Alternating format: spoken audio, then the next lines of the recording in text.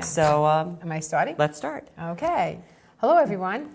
I'm Geraldine DeCarlo, principal at Oceanside High School. And I'm Audrey Miller. I teach video production at the high school. Today, we're here to discuss The Monster Calls. And the chapter I'm looking at is Grandma's House, which is very apropos because I am a grandma of 4. And when I turned the page to this chapter, the first sentence just grabbed me. 5 days. The monster hadn't come for 5 days. Maybe it didn't know where his grandma lived, or maybe it was just too far to come. So that passage, surprised me, the first sentence, because I was thinking that Connor was looking to get rid of the monster. He was afraid of it. He didn't understand why it was there. And now, after 5 days, he's looking for it. Mm-hmm. So I kind of tugged at my heart because I felt as though he felt abandoned. Like, where was he? Absolutely. Absolutely. I felt the same thing whenever I read that whole first time. He's concerned about it. And that actually goes into what I was talking about, or the passage that I had liked. But why should it matter if it's all a dream, though? Why wouldn't a dream be able to walk across town? Not if it's as old as the earth and as big as the world. So he's afraid of it, but he's also really upset that he's not here. Mm-hmm. He's looking for it. Absolutely, he's looking for it. And then from there, it goes to, it fed into that feeling of loneliness because it's obvious he doesn't like his grandma's house. And the way he describes her backyard, he misses his house. He's so longing. He wants so much to be home, that longingness of being in your own comfort zone. Mm-hmm. Even further parts in the passage where he describes her living room, that you're not supposed to sit in the living room, And he even referred to his bedroom as the guest room. It's no matter what, it's still the guest room. And he doesn't feel comfortable. He doesn't feel like it's his home. And I guess the sad part for me, too, being a grandmother, is that there's not that connection, that grandmother-child connection that should have been built a long time ago. I know my grandchildren love to come to my house, and they sleep over, and they tear it apart, of course, because every room is their room. But he didn't have that connection, and I felt so sad that he almost feels alone at this point, I mean, I can relate. I grew up next door to my grandparents, so that was really cool. If my mom was making something I didn't like for dinner, I'd just go next door and see what they had. It was awesome. But it was always a place I knew I could go to and I knew I could trust. And just the way they build up in this chapter, everything is so sterile and put in place, and it's not a. It's really a whole transition because his father is going to be coming in the next chapter, and he doesn't really belong to his father's family because he's talking about how anytime his new wife needs something, he has to drop everything for that. So the father has moved on. The mother is sick. We don't know what's going to happen to her, so that's sort of in limbo. And the grandmother, she's still a mother, and it's still her daughter that is sick. So she's not really in a place that she can give him the emotional support that he needs. So yeah, I felt so bad for him. I know. And then what surprised me is that I thought he was going to be more angry at the dad.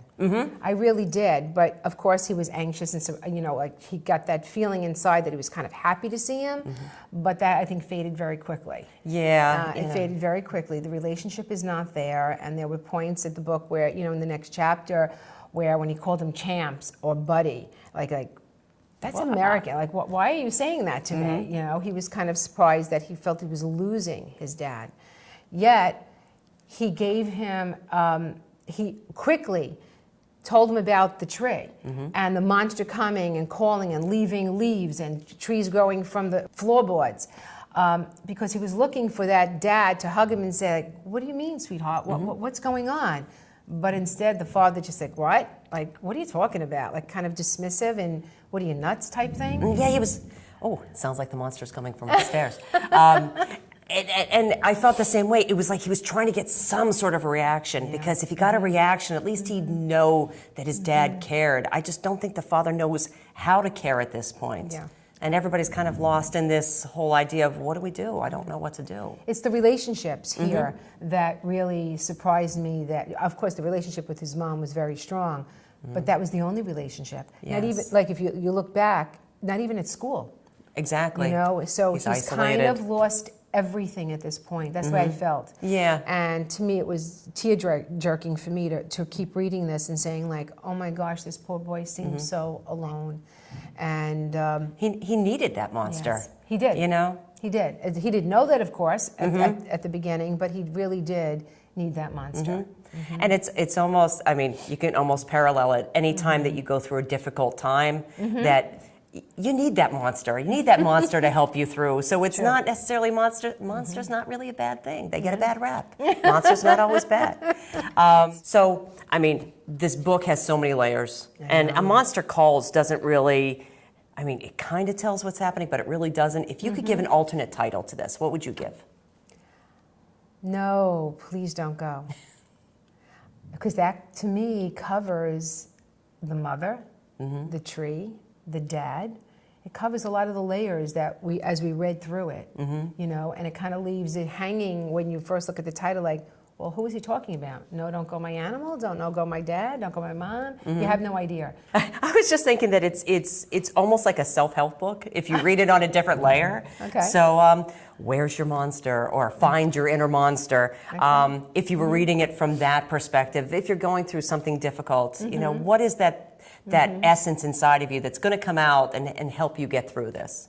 So, if you haven't started reading A Monster Calls, it's not too late to start. It's a great book. And what would you say to people who haven't started yet? It's a quick read, and it brings you at a lot, as we said, a lot of different levels of emotion.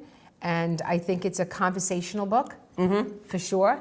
And I encourage you to please read it because I think it's phenomenal. And maybe if your child is not going through experiences like this, it helps them understand those classmates that are. And they can be the tree for these children and their friends. And the conversation is so very important. And it's always better to read with a friend. Yes. Thank you for joining us. Bye. Bye.